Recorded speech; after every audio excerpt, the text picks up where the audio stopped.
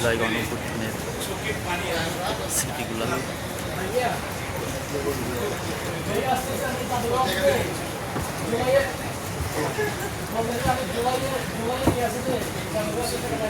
এখন আমরা যাচ্ছি আয়নাঘরের দিকে, তো সেটিও আমি আপনাদের দেখাবো।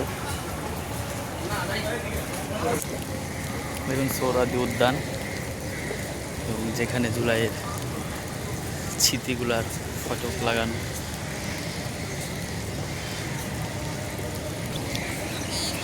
দেখুন পিছনে একটু পরে শিবিরের সমাবেশ, যার জন্য মঞ্চ প্রস্তুত করা হয়েছে, এবং এটা হচ্ছে সেই আয়নাঘর।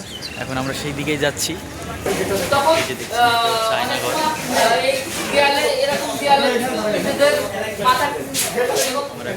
আয়নাঘরের ভিতরে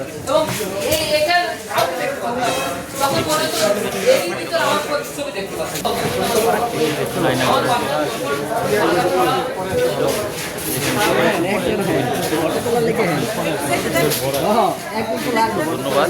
আপনি কি এখানকার ভিডিওতে দেখা হবে।